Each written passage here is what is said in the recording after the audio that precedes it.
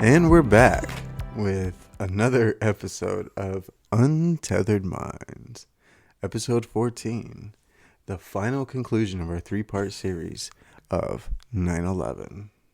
We're back. We're back. And I'm losing my mind already. Yeah, it's okay. Ashley's a little slap happy right now. It's a little late. It's not even that late. Well, I know, but we work full-time jobs, you know. Yeah, we're busy. Okay. Over 40 hours, 50 hours a week. I'm getting it together. I worked a 10-hour day today. Yeah. And I have another 10 tomorrow. Yeah. So, woohoo. Welcome back. We're hitting you straight in the face of reality. Welcome back. Oh my gosh. Back. Oh, the slap happy thing gets me. Anywho, here we are. The final part of our 9/11 series. Yeah. Wow. Yeah. We've covered a lot. And this series is like so far doing everything that we wanted it to. Right. And that it's just like a totally new path for us, and that we are gaining new traction and new listeners, not just followers on Instagram, but like actually you guys listening, which is a very hard, like, it's hard to get people over to a podcast. So the fact that it's going so well and that people are actually enjoying the content is like, finally. Yeah. We're so excited. So it's kind of bittersweet to be doing this final episode right now. Yeah. Well, we got some amazing things coming down the pipeline. Oh, I'm salivating. I'm so excited. Should we? Okay, so if you're listening, because you're the best, if you're actually listening to the podcast, I think we should tell them what the next episode is going to be. So the next episode is Maui. We wanted to wait on that one just a little bit so more information came out. You know, a lot of people a lot of the times will start spreading, you know, not necessarily misinformation, but something that isn't entirely true. And, you know, we want to get all the facts. And there is just so much that has come out just this past month or so that it's really daunting, kind of all the stuff that's coming out. Yeah. And still going on over there right now. Right. So yeah, that's going to be our next one. That we're going to dive kind of pretty deep into. Yeah, it just keeps evolving. It's super interesting, but there is so much like just bad information. I think I've seen a lot of TikToks that I'm just like, this shouldn't be out there. You know, there's just some weird stuff, but I think there's also I don't know. Right. I don't know. Truth is stranger than fiction sometimes. Yeah, that's true. So. But we'll talk about that in a few weeks here. So that'll be the next one, which is exciting.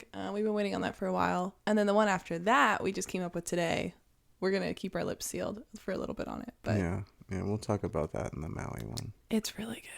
Yeah, that's the one I'm Tavis salivating was for. so excited today when we came up with the idea. This has been like the rabbit hole that I personally have been going down for like 2 months. Right. And Maui has to do with it too. Like there's it's like a perfect gateway. It's a spider web of things. Yeah. It really, really is. And Yeah. it's kind of crazy when you start piecing everything together. Right. And I think we've unlocked something completely new by doing these series, because you can get so much information out in each episode, but it also all relates to each other in the grand scheme too. So it's just like layers upon layers upon layers of information, which is really cool. So we're freaking excited. Well, and that's why Maui's just going to be one, because it also placates into the next. Yeah. And I think there's so many interesting things that like we can talk about for an hour and a half, whatever. We don't really have time constraints on our episodes. It's just whenever we feel like we got enough information out. Yeah. Right. So I think that's something that can be covered in one. So anyways, there's a lot of good stuff coming up. So make sure you're subscribed on, Apple Music or Spotify. Or iHeartRadio, Amazon. Spotify's our number one so far. Yeah. Sirius XM. It streams on our website. It streams everywhere. So just make sure you subscribe, and we'll keep posting dope content for you. Yeah. Okay. Yeah. Well, and thank you to all the new people that have come along. We really appreciate it. You know, this is definitely something that's a passion project for us. But we've both individually for a long time have had aspirations of kind of doing something like this full time. And that's what we're really trying to do. We're trying to get to the point to where, we can just focus on getting as much information as we possibly can out. We can make a full-time job of just putting out information, and that's what it is. It's not so much, oh, let's make content, da da da. No, it's information, because knowledge is power. And the more people that are awake, the more people that see what's going on in the world, the better chances we have to actually do something about it. And so that's kind of what we want to do. And with all the stuff that we've put out now, I mean, this is with us working full-time jobs with overtime and everything else. Yeah. like this is 100% a passion project that we're trying to pour every single amount of extra time that we have into this, right? Money, everything. Like, we are dumping everything we can.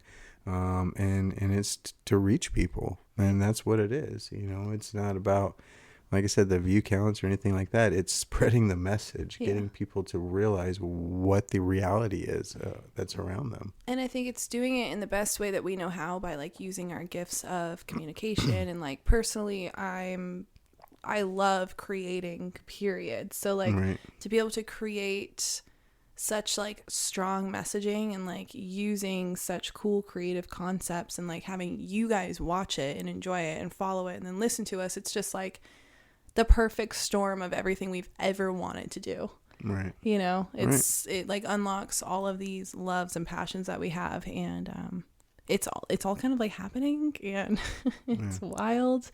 The fact that we get so many like messages and responses, people sending us stuff on. That's the best part. Instagram, TikTok. That's the best part. Yeah, we love is the that. community that's building around it, and that's the whole thing, right? Is getting everyone to be on the same page. Yeah. Yeah. Because we're all divided. We're all into different groups and all this other stuff. Right.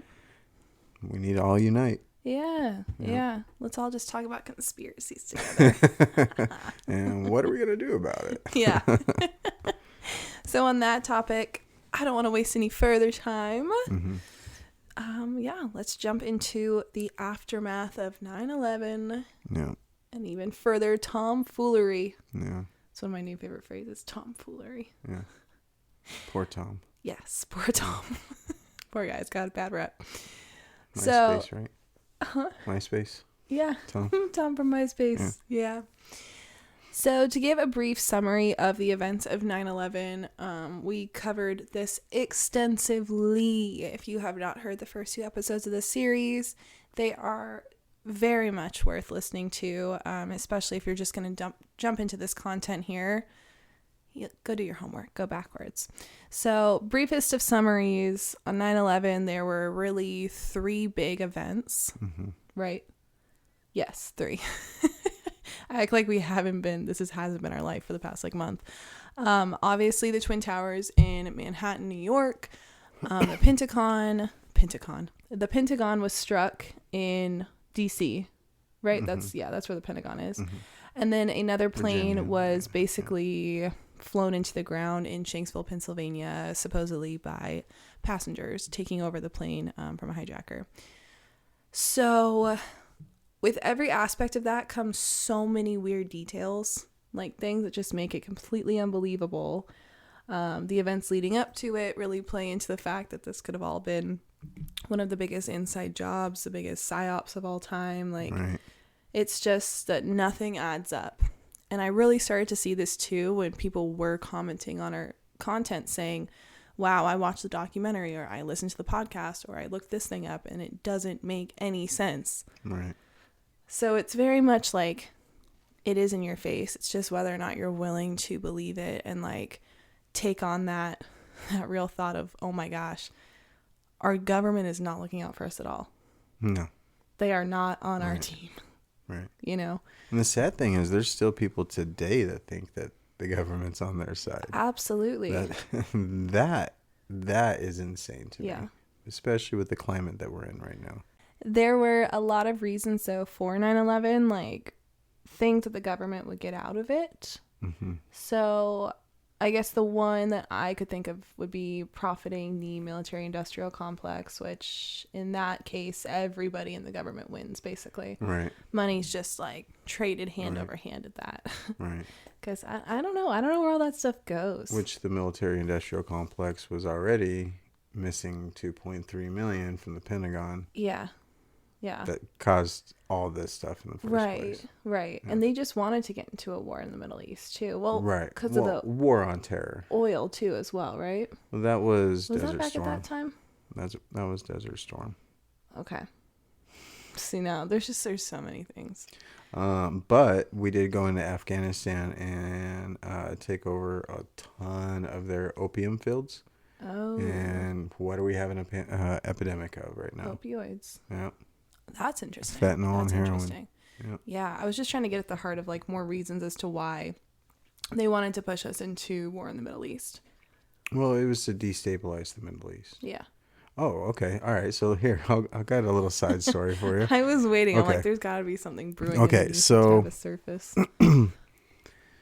Every single country that we invaded under George W. Bush and Barack Obama, due to the war on terror, which is right, and that's the whole thing with war on terror. It's a never-ending war because you can always create a new Exactly. terrorist group.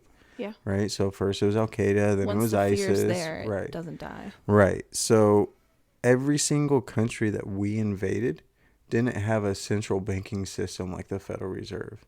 Now they do. Every single one of them has a central banking system, and we have established quote unquote democracy there. Well, what we've established is a central banking system. To loop everybody into the same trash system that we're already in. Correct. So that then they can usher in this new era of digital currency. And now that we're all in a central bank and we all rely on them, we've got to transfer over to the next thing. Right. More ahead on all that. Right. So I just think overall there were so many incentives to get into war. It keeps us in control. I think, again, this was one of those tests to see, like, how much do we have people stooped? Like, stooped? Is that the word for it? Duped. It's like stooped does not sound right. How duped do we have people? How dumb are people? I think it just serves so many purposes. Right. So interesting to look at that. But at first, after everything happened, surprise, surprise, they tried to keep everything like very close to the chest, Well, very of course, under yeah. wraps, because they didn't want the truth to come out, you know? So Well, and like we were saying in the last ones, I mean, they were omitting things that were in live press conferences from like the newspapers and everything C-SPAN else. and yeah. Right. And then they blamed it on like a computer network error. Right. So everything obviously happened September 11, 2001. By late January 2002, Senator Tom Daschle got calls from both Bush and Cheney telling him to keep the investigation to the House and Senate committees only. So they were trying to keep it very close to home. The administration was against a deep investigation until November of 2002, when Congress created the National Commission on Terrorist Attacks to create a full account of the attacks. Democrat leaders pushed for the committee, but had to concede on certain things as Bush threatened to create the commission through his own executive order, which would give him like all the power. Right. So he was basically like, listen to me, or I'm just going to take this whole thing over and you won't ever learn anything. How sus is that? That's just the record there. Right. Right. They don't hide it. Like the corruption is right Right. here. It's so ridiculous. And November 27th of 2002, Bush officially signed this committee into law and named the former Secretary of State Henry Kissinger as the chairman of the commission. Kissinger's character. Shocker there. This came from the Chicago Tribune. It said, Kissinger is known more for keeping secrets from the American public than telling the truth. And yet he was the one appointed to the head of this 9/11 attack on terror, whatever the hell it's called. Sounds completely logical. Yeah. So, shocker. Somebody's sketch is put in.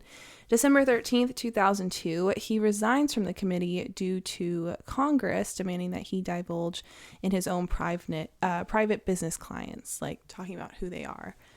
So clearly Congress found something real fishy about him too and said, okay, fine, let's talk about your business dealings. And he got scared. So who is he working with? Nobody. Right. Nobody. But again, like the information stops there. It was later revealed that he was a chief advisor to the Bush administration regarding the Iraq war. So he's very, very close with Bush in all the bad ways. Thomas. That's a good way. That's very true.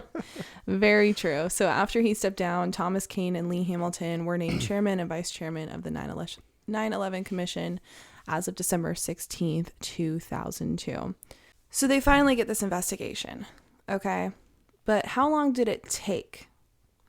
So if you compare this to Pearl Harbor, it took them 9 days after the attack to start an investigation. The Kennedy assassination took them a whole week, 7 days, same as the Challenger disaster. 7 days for them to open up an investigation officially. 9/11, this huge catastrophic terrorist attack done by these, hijab, Right. 411 days. Yeah, sounds about right. That's more than a year. They didn't think to start looking into it. They're like, nope, terrorism, check off the list, let's go to war. Yeah. Well, because they already knew the answer. Yeah, exactly. They didn't want us to think there was any other answer. They're like, here's the answer, Right. take it. The starting budget for the investigation in comparison to others, so the Challenger disaster was granted $75 million to start. The Columbia disaster was given $50 million to start. The Clintons' indiscretion investigation cost $40 million. What did the 9/11 Commission get? $3 million. $3 million. Does that not put such a low price on the heads of all the lives lost and everything too? Right. Well, especially since they're covering up 2.3 trillion that are missing. Right. Right. So 3 million is literally pennies. Literal pennies. Yeah. Horrible. The 9/11 Commission held their first meeting in D.C. on January 27th, 2003. And on March 26, 2003, the Bush administration denies the commission's request to provide an additional $11 million in funding. 3 days later, they were offered $9 million and took it at that point because they knew they wouldn't get anything else. So now they're denying funding because, again, it's like Daddy Bush said that this is what happened and that's the story. Mm-hmm. April 2004, Bush agrees to testify before the 9/11 Commission, but only if Cheney does as well. At the same time. At the same time. Mm-hmm. And it can't be recorded. Right. And so when they looked into why, Bush said, quote, because it's a good chance for both of us to answer questions that the 9/11 Commission is looking forward to asking us, and I'm looking forward to answer. He's saying something about keeping their story straight. This is the best way to do it. So on April 29th. Yeah, I mean. Yeah. Right, exactly. It is. And people are like, Yeah. So on April 29, 2004, Bush and Cheney appeared before the commission together for about 3 hours. And what was weird was that neither were placed under oath. Mm-hmm. Their testimonies were not recorded, as Tavis mentioned. And the White House was then allowed to censor any of the commission's notes. Yeah. But nothing's going on, you guys. Yeah. Nothing at all. Remember that painting at Epstein's house? With Bush on the floor, and then they have Playing the with two the paper towers airplanes. that fell. Yeah. Yeah. Yeah. Oh yeah. Ooh. Mm-hmm. We should put that in here. This is the clip on social. That's the cover. That's an art piece, man. Wow. Ooh, we need to do a deep dive on Epstein too. We'll have to do that. Okay. That one's gross. Yeah. Yeah. Okay. Anyway, speaking of gross, Rudy Giuliani. Yeah. May 19th, 2004, Rudy Giuliani, who was, the mayor of New York? He was the mayor at the time, yeah. He testified before the 9/11 Commission because I can't remember now. Was he in Building 7? He was in Building 7 at the time. During the attack. Correct. Okay, because we talked about him having his whole command post there. The crowd basically booed Giuliani as he sat there and tried to explain himself throughout all the 9/11 questioning. Thomas Kane and Lee Hamilton, who ran the show, later said in their book that they were too soft on Giuliani during the testimony. The question they failed to ask was who warned him that the South Tower was going to collapse and who didn't warn the rest of the building. Because it was apparent that he had prior knowledge that the towers were going to collapse and that it was going to affect Building 7. So that's interesting. July 22nd, 2004, the 9/11 Commission's final report comes out. It's a 571-page document.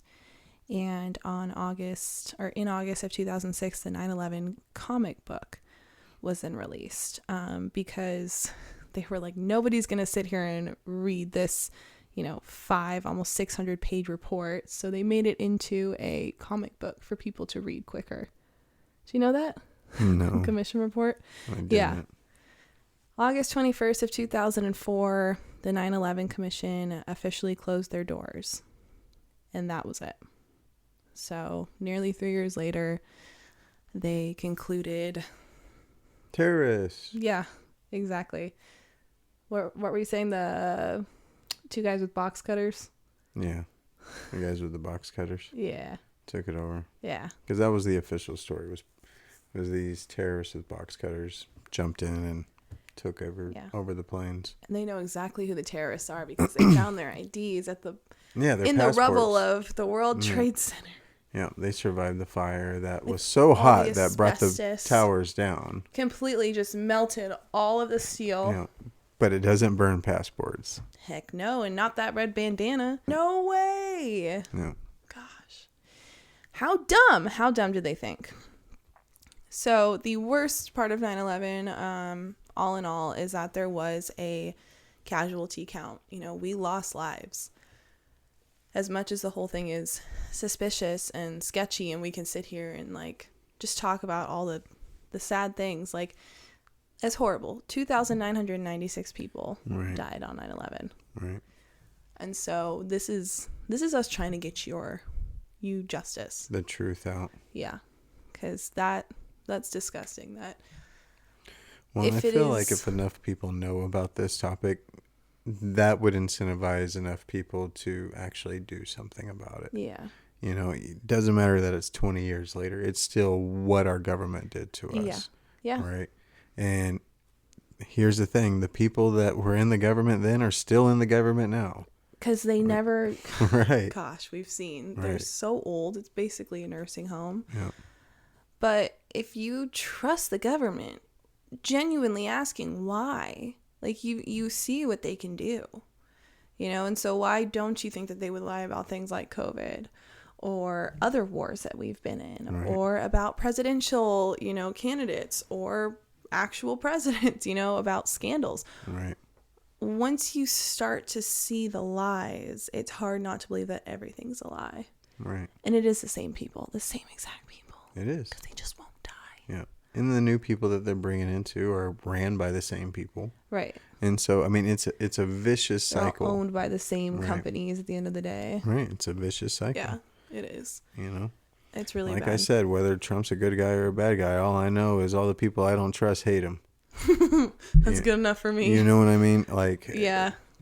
If the establishment that I despise hates this one particular candidate that they've indicted him 4 times, and impeached him twice. They've impeached him twice, and I hate to say it, but I think Tucker's onto something, and I think he'll probably have an assassination attempt on him. I'm actually shocked that hasn't happened. I was shocked that it didn't happen during his presidency. No, me too. I am shocked that we've gotten this far and that hasn't been even a. There was one when he was president that was approaching the White House or whatever, but he didn't even make it to across the street. Yeah. The guy was on his way, but that's what I mean. Regardless, at the end of the day, he's the enemy of our enemy. Yeah. Right. Whether he has his own agenda or not, that's yet to be seen. Right. But all I know is when he was president, man, I had a lot more money in my pocket. Everything was running a lot smoother. We were signing peace treaties rather than going to war with major nuclear powers of the world, Yep. So. Yeah. I agree. It's always like the bad people who profit. Right. And speaking of, we mentioned earlier that the military industrial complex had a lot to gain from 9/11. Oh, yeah, they did.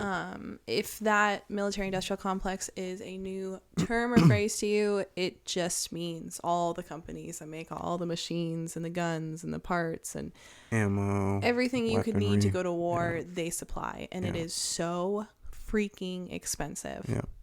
Yeah. So expensive. Yeah. And so when we were talking, One of the biggest markets in the world. absolutely. Yeah. Absolutely. War is such a moneymaker. It And is. that's why It we're really constantly is. in war. Yeah.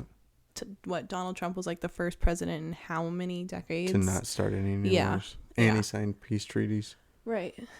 So we were discussing, I think it was like the first episode, we're like, I wonder just how much money these companies made after 9/11. And what do you know? The figures are actually pretty easy to find. This comes from Defense News Database. It said defense contractors have profited $7.35 trillion with a T dollars since 9/11 2001. The Army is the same size today, roughly, as it was in 2001. So it's not that we've boosted our military efforts up so much that we're now supplying to X amount more soldiers or whatever. It's just like technology has advanced. All of these new weapons and technologies are just it's in so research and everything else too. expensive. Yeah. Yeah. It said, quote, "Gone are the days when most of the defense budget was spent directly on soldiers.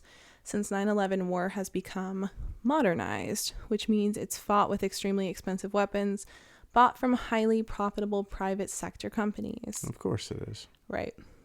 When the New York stock market opened again on 9/17/2001, still surrounded by ash from the Twin Towers, the S&P 500 fell by a sharp 5% from its closing level on 9/10 and then kept on falling over the subsequent days. Like nothing was going good on the stock market. America's biggest defense contractor, Lockheed Martin, this is not the case. Instead, its stock rose by 15% by 9/17. It started out at $43.95 a share. Today, in 2023, it's now worth $349 a share. So it has just continuously risen so much over the past, 20 years? Well, they make so much stuff too. Yeah. Yeah. All the fighter jets and everything they do. Plus the UFOs we don't know about. Yeah. I know. Skunk Works. Look into Skunk Works. Yeah, that's like a 10-part series. In 2000, Lockheed Martin's defense revenue was $18 billion, or about 71% of its total revenues. And by 2020, its defense revenue has soared to a whopping $63 billion, which now equates to 90% of the company's total income. So they, along with, I'm sure, plenty of other private companies, have just raked in the dough. Yeah. So if you count that 2.3 trillion that was missing, then that's roughly about $10 trillion the military industrial complex has gotten out of this whole thing. Wow. And think about all that equipment. And we're 30 trillion in debt. Yeah. And so a third. Yeah. And think about all the equipment, all the money that we left in Afghanistan in 21? Okay. So that. Joe Biden left. Yeah. So, okay. Oh, do you want to talk about this? That's another rabbit hole too. Because we talked about this in the Ukraine episode, one. which we hope nobody listens to. Don't go listen to it. Episode 1 and 2 are so bad. Rough, They're so bad. Learning curve for sure. Yeah. Learning roller coaster. Yeah. But people keep listening to the Ukraine one. Yeah. And it's not really even that relevant anymore either, No. because like there's so much more information that's come out since then. And but everything explain else. a little more into. Okay, so the whole thing with Afghanistan, with Biden pulling people out,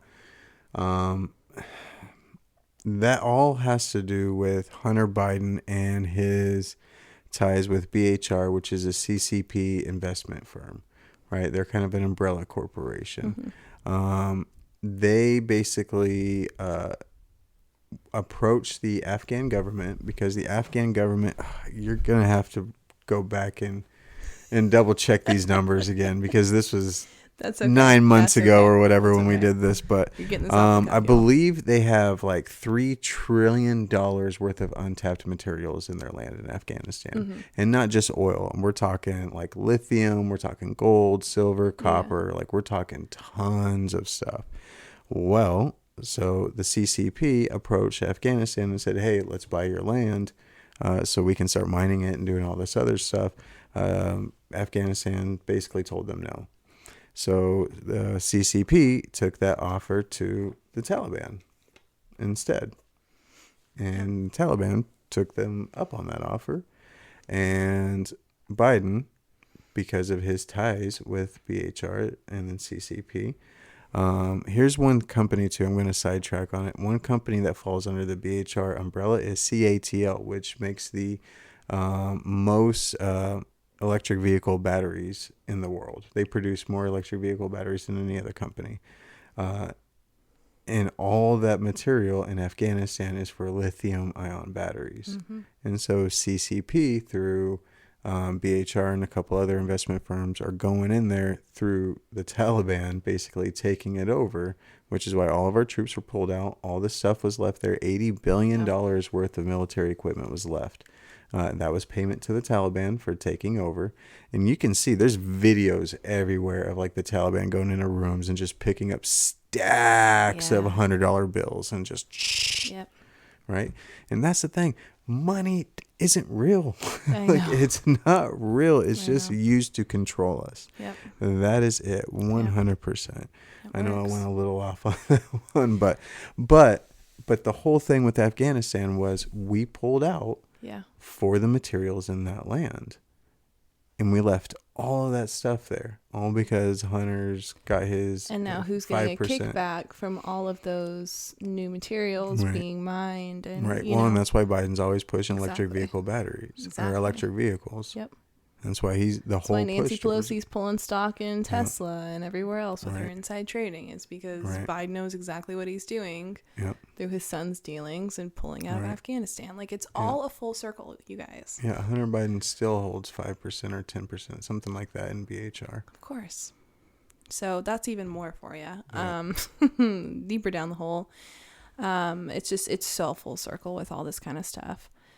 So then we can also look into the Pentagon spending after 9/11.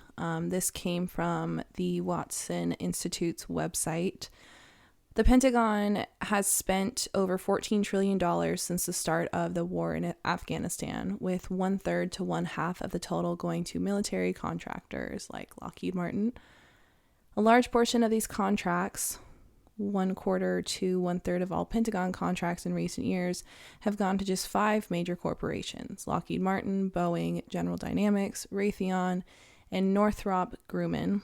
The $75 billion in Pentagon contracts received by Lockheed Martin in 2020 is well over 1.5 times the entire budget for the State Department and Agency for International Development for that year, which totaled out to $44 billion. Like, we're just shoveling money and chump change towards these people. Absolutely. Yeah. Well, and that's what I mean. Like, all these things, all these deals and stuff, that's what I mean. Money is nothing to these people. It's just numbers. Well, here's my question. We've pulled out of Afghanistan. Where do we still have troops then? We have troops all over the world. Yeah. Because we have bases everywhere. Right. Yeah. But nobody's, like, fighting right now. In Afghanistan? Just anywhere, really?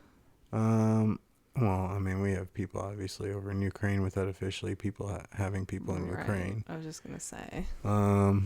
There's no way we haven't physically sent people. No, I think we pulled out of everywhere. Yeah. We may still be in Iraq. I'm not sure. You might have to double check that. I don't know. Weapons makers have spent $2.5 billion on lobbying over the past 2 decades, employing on average over 700 lobbyists per year over the past 5 years, which is more than 1 for every member of Congress. Again, shoving it down their throats. Numerous companies took advantage of wartime conditions, which require speed of delivery and often involve less rigorous oversight, to overchange the government or engage in an outright fraud. In 2011, the Commission on Wartime Contracting in Iraq and Afghanistan estimated that waste, fraud, and abuse had totaled between 31 and $60 billion. So now they're formally admitting, like, there are so many wrongdoings that it's costing us billions. They just throw around billions of dollars like it's nothing. Because it is. Isn't that insane? They're like, Right. 10 billion here, 3 billion Yeah, here, yeah, yeah. you get a billion, you get a Yeah. billion. Well, like the Cheese and 1.7 rice. trillion that Trillion with a T. yeah, the 1.7 trillion that they sent to NATO and Ukraine. A T. Yeah. A T. Yeah. We're over here, like, sad about our mortgage. Yeah. As Well, that's the goal, right? I know. That's what they're trying to do. Ridiculous. They're trying to get us all stuck in this rat race, and so we don't focus on all this other crap that they're doing behind the scenes. Yep. Which is why we're doing everything we can in our spare time to bring you this information. Ain't much time, but here we are. As the U.S. reduces the size of its military footprint in Iraq and Afghanistan, exaggerated estimates of the military challenges posed by China have become the new rationale of choice in arguments for keeping the Pentagon budget at historically high levels. Military contractors will continue to profit from this inflated spending, probably forever. Mm-hmm. Yeah.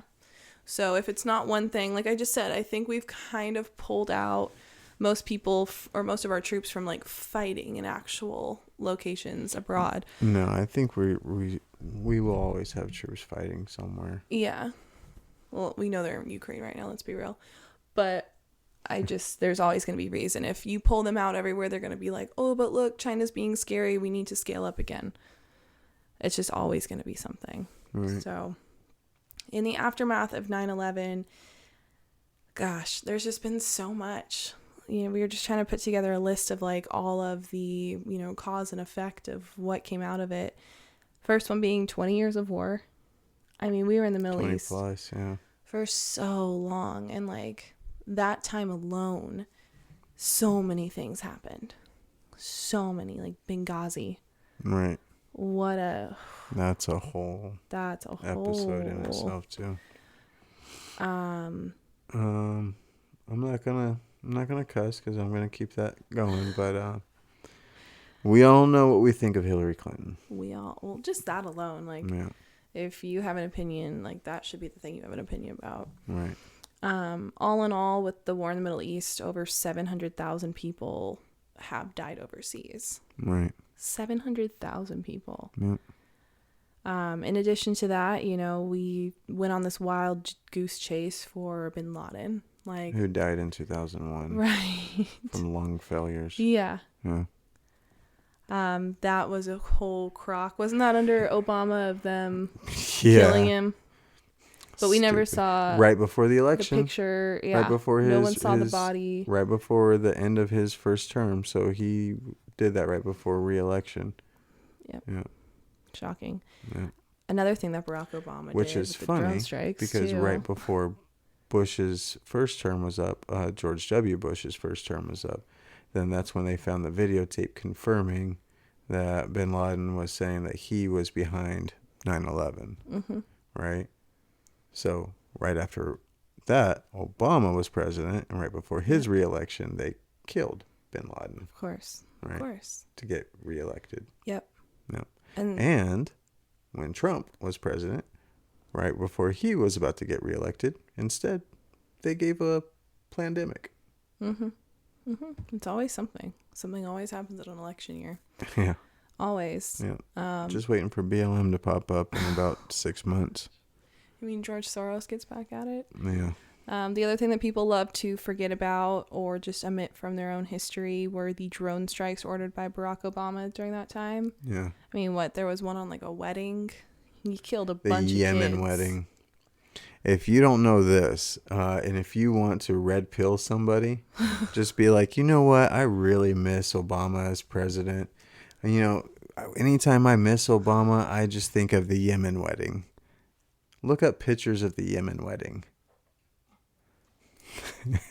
They look at it. He killed like 200 to 300 people for one target that they were looking for that wasn't even there at the wedding. Yep.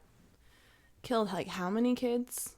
with A these drone lot. strikes. A lot. So, well, and that was the thing too. So he got the Nobel Peace Prize his first year as president. And his first year in office, he drone striked more people than Bush did his whole 8 years. Right. But again, No, I get it. a They look didn't back in have that history. technology yet, but it was like 2003, 2004. Yeah. So it was Well, during it his was first abuse of term. power with Obama. Oh, yeah.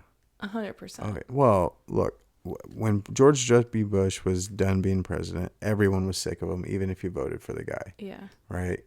Now, those of us that typically vote for the right, we weren't sick of him enough to vote for Obama. Right? You know what I mean?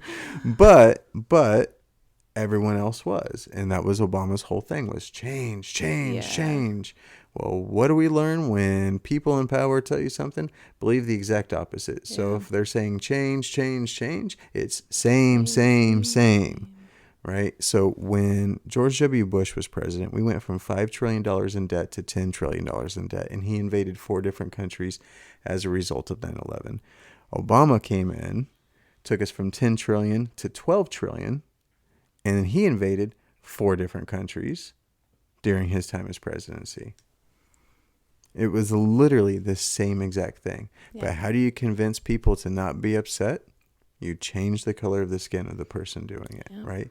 And if you were like me during that time frame, calling Obama out for all the bad, corrupt things that he was doing, you were deemed racist and Yep. prejudiced and all this other thing. And that is what started the racial divide that we have today. It wasn't anything else and all this other stuff or Trump's bringing out all the races and whatever they're saying, right? It was Obama, because you questioned anything Obama said, you're a racist. Yep. And so anytime someone told me that, I'm like, no, I'm questioning the white side. Yeah. You know? Yeah. I don't want to be prejudiced. I just want to question the white half. Yeah. Well, and soon it's going to be that you can't talk badly about Michelle Obama or you're a transphobe. Yeah. My prediction. Oh, yeah. A little recap on that. I know Michelle Obama will be the DNC nominee for 24. First of all, I believe that we're going to enter into an open war with Russia by the year 24. Within 24, that's going to do something to affect the election. Mm-hmm. But I think that we're going to have Michelle Obama be the DNC nominee. My dark horse, though, would be Newsom. Michelle or Michael? Huh? Michelle or Michael? Michael. Well, okay. But then it's just another man. Yeah. You know what I mean? Like, they're all about, like, woman president. She's technically a man. No, but she's... Never mind. It would be a trans woman, though, and so the woke mob would be all over reload, it. Anti-woke society, get your merch now. No, it's actually coming soon. I'm wearing the God merch because Lord knows we need him. But my prediction with Michelle, Big Mike, would be... Wait. Do that again. Big Mike. And then you did this over here. I did, yeah, Big Mike. Like fondling some... Pull that bleep sound out again.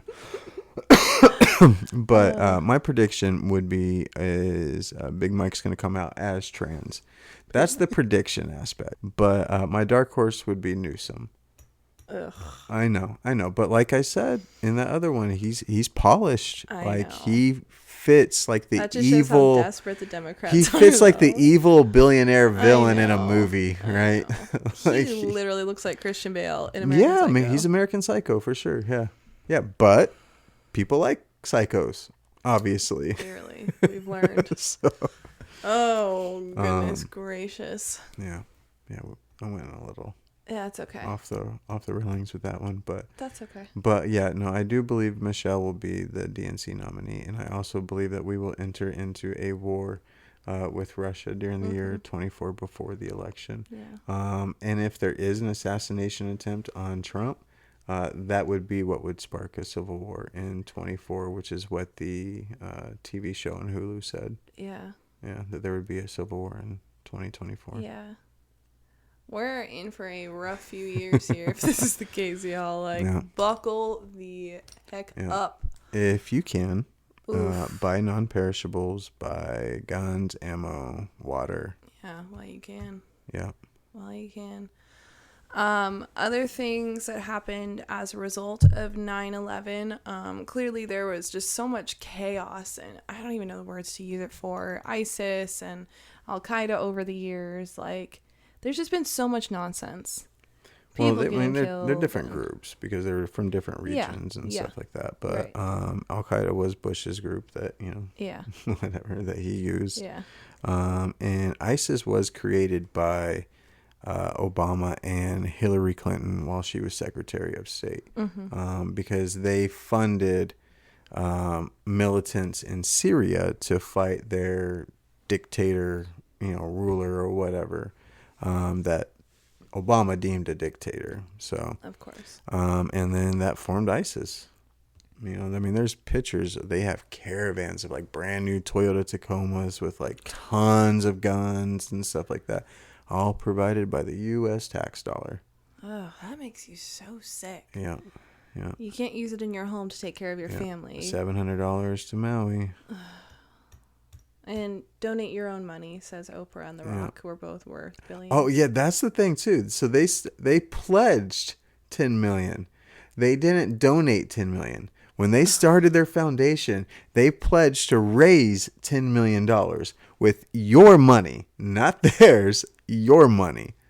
Oh yeah. And These people and they're just rubbing it in your face at Didn't this they put point. in like 15,000 or something each? Yeah, something small, but it was in like anonymous donations too, to make it look like it was other people donating. Yes. Yeah. Because I think they had only raised up to that point like $4,000. Yeah, like $3,000. Yes, It was like $3,300, and then they're donating like separate $500 from different anonymous accounts and stuff. Oh my gosh, the biggest failure. It's so cringy. But that's what I love to see is like people are seeing not buying through it it. anymore. Yeah, they're Right. like, screw you, Oprah. Right. Go back to one of your 6 houses on the island. Like, Well, so here is didn't get touched at all. one thing too that we get asked a lot in like the comment sections and stuff is we're calling all this stuff out, and we're trying to start a movement in the sense of wake up, right? But we always get asked, what are we going to do about it? What is there to do about it? The biggest thing we can do within a legal right before there's a full-on revolution, fighting in the streets, all that stuff, civil disobedience. Yeah. Look what we're doing with Target. Look at what we're doing with Bud Light. Look what we're doing with all these other woke brands, right? They are going broke. They are hitting massive amounts of loss of sales. Right. Now, they're still getting their funding from all the woke, bankers and all that stuff, right? All those places. But they're understanding that the country's not buying into it anymore. They're not seeing the whole painted picture that they're trying to portray to us. Right. We're seeing it for what it is. It's a crappy stick figure drawing, and it's not a beautiful painting like they're trying to say it is. Right? Like they're trying to come back with COVID, and people are like... Right. Well, okay, and that's another thing, too. I don't think they're going to fully push COVID again like they did. I know a lot of people are thinking that they're going to do lockdowns and masks and stuff. There's too many people that will not comply. They're testing the waters right now. They're trying to see how weak people still are, how much they're willing to go back. Well, the people that are going to get boosters are the people that have been getting boosters the whole time. Right. The people that are going to wear masks are the people that have been wearing masks alone in their cars since 2020. Right? Like, tell me who you voted for without telling me who you voted for. I mean, yeah, you don't need a political bumper sticker. We know who you voted for. We get it. We get it. Yeah. Tell me you have 2 brain cells left. If even. They're rubbing together with all the energy they can possibly muster. Like, must wear mask in car. We'll get sick from steering wheel. Right. Idiots. What I think is hilarious too is the people that do it with like the windows down and like the top back and everything. You know what I mean? Like, you're out in the elements, but you're still wearing the mask. Right? On the freeway in Phoenix, it's 110. They're like, which back? Right. I mean, it's silly enough that people that go on hikes by themselves wearing masks with like not another human being around them. The trees may infect you, Tavis. The trees carry COVID. Hey, an apple tested positive for COVID. Clearly, because it doesn't discriminate against anyone or anything. You know what, though? It is very polite, though. It doesn't bother you while you're eating. Of course not. So no. it'll get you while you're on your way to the booth. Oh yeah. But as soon as you sit down, it's like, Fine, we'll give him a you're break. safe. Let You're him good to enjoy a go. meal. Remember the Is video of Fauci dead yet? the couple that like tore holes in their mask and were eating at the restaurant? Oh man. What freaking alternative universe were we living in? Yeah. Absolutely nuts. Yeah, I think CERN hit Absolutely something nuts. and blew us into another dimension or Absolutely. something, Absolutely. man. Because there's just way too many weird things going Yeah. on now. Yeah. Yeah. There's a glitch in the Matrix for sure. Yeah. Yeah. Okay. I have two quick things to wrap this up. All right. We'll get back on track for two quick things to wrap this up. Building 6, which we talked about in a previous episode, there were a lot of World Trade Center buildings in New York, but World Trade Center Building 6 actually housed a lot of evidence from ATF and their own cases. What does ATF stand for? Alcohol, tobacco, firearm. There we go. So there were tons and tons of pieces of evidence destroyed during 9/11, and a lot of cases had to be closed due to it. So that's really interesting too. Lots of cases in the ATF, which is what you said, drugs too. Well, No. yeah. That's more DEA. DEA, but ATF is the ones that track down like firearms dealers and stuff like that. Right. Yeah. Which military-industrial complex. Full circle, people. Yep. But I just thought that was interesting because we hadn't heard anything about that, and I found an article. I'll link it on our website if you want to read it further. And then lastly, just kind of like I don't want to say a fun tidbit, but just an interesting thing that somebody commented on our Instagram was this girl had gone to the Shanksville, Pennsylvania memorial for the plane that crashed into the field there. And the person leading the tour basically said that there was no evidence, there were no parts of the plane, no pieces of the plane, because the plane went underground when it hit the field. Like it was going so fast, it just whoop underground. So that's the first plane in history to become a submarine. Yes. Into the ground. Into dirt. In rock. Yeah. Yeah. Yeah. Yeah. Even though the hole looks exactly like a missile shot into it, nothing else. Yeah, and the person commenting was like, that was the moment that I was like, yeah, maybe not. Right. Starting to question this. Well, and that's the thing, too. Since we posted the first couple ones. Who trained her to say that? Huh? Sorry, go ahead. What? I was saying, who trained this person to say that? Oh, yeah. I know. So since we've released the first two parts of this, we've gotten tons of people with like, hey, did you guys know about this? Hey, I got this. Da, da, da. There was a guy that tagged us that he had the video of World Trade Center 7 going down in all the explosions throughout all the different windows before it collapsed. Yeah. Controlled demolition. Yep. Well, it was all controlled demolition that day. Yeah. Pentagon was hit with a missile. Yeah. Right. Shanksville was just a missile on the ground. Right. Which, like, dude, come on. Like, come. The pictures, the missing pieces, the fact that there weren't any bodies recovered. Yeah. Yeah. But a red bandana was left. Also, some of the hijackers are currently sentenced in Guantanamo Bay. So how is that if they died? Like, they're literally listed as inmates in Guantanamo Bay.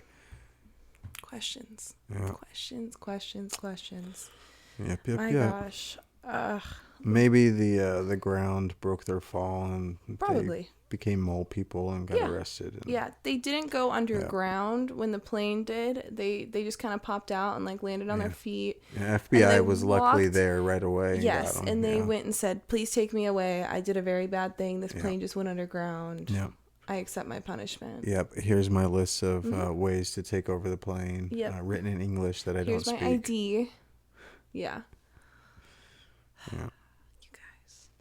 But on that note, Well, okay, and actually, let me kind of touch base sure. on that too, and this is kind of what we talked about in the first part of this, the first episode.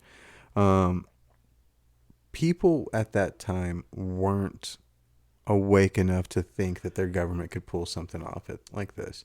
People that were conspiracy theorists before 9/11 were like deep down a rabbit hole Uh-huh. conspiracy theorists, right? Yeah. Because the rest of us were just blissfully ignorant. I mean, Mm-hmm. we really were, because the country was great and things were running smooth and all that other stuff, right? And 9/11 really woke a lot of people up, and since that point, I feel like it's done a complete divide with our society, right? You are either falling further asleep or you're waking up Yeah. more and more every single day, Yeah.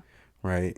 I mean, because there's so many people with just the stuff that's going on now, stuff with COVID, everything else, that like you can show them all the facts, even 9/11. There's people that were refuting us I in know. the comments of 9/11 that I it know. was a lie and a sham and all that other stuff, Yeah. right? You can put all this information in people's faces that are NPCs, whatever you want to call them, and they will refute it all day Mm-hmm. long, right? And so in that sense, I think at the 9/11 was the wake up point, Yeah. whether you woke up then or after you learned about it later on. Uh-huh. It was that spark point for so many people in this country, Yeah. and it just made a complete divide. The woke NPC sheep and those of us that are awake and seeking truth and trying to spread that knowledge. Yeah. And if you haven't woken up to it after all this evidence has been put in your face, you're a lost cause. Right. Right. And it's not our job Right. to try and shake you awake, because No. it's just not going to happen Well, at this and point. our greatest contribution we can do is strengthen others and be strengthened by others, right? That are in our realm of thinking, of being able to see the world for what it really is, Mm-hmm. right? I mean, there's so many people that we've started kind of building a community with on all the platforms Yeah. and everything Yeah. else, so I think that's the biggest attribute, is just building that continuity Mm-hmm. with everybody, Mm-hmm. you know. Yeah. It's building rapport. There you go. Connecting. Yeah. So if you guys do see things that are relevant to what we talk about, or if they're new things, I mean, like, send us feel things, free. tag us in things. Yeah. We're on socials, which I always link below in our podcast descriptions. Just look up Untethered Minds anywhere too, and you'll find us. But we're always excited to see more and shared information from you guys that we can use in future episodes, that we can reshare, yada yada yada. So don't be afraid to do that. Or we even had some people commenting like, hey, I'm looking for a link for blah blah blah, could you help me out? Like, talk to us. Right. We love interacting. We're on socials a lot. Right. So. And if we mention anything that you're like, hey, where do I find that information? Yeah. We usually have notes on a lot of the stuff. Well, even if we don't post them, we have notes and we can give you the links and Yeah. information that we've copied. And I am going to, I've been telling myself I need to do this and I just haven't done it yet. So I'm officially going to do this now that I'm saying it on a recording. I am going to put our show notes on our website for each episode so that you can see my research, what we talk about, the outline of it all. Usually has links involved as well. So I'll get that up. But anyways, anything else you have to say? At the moment, no. I guess not.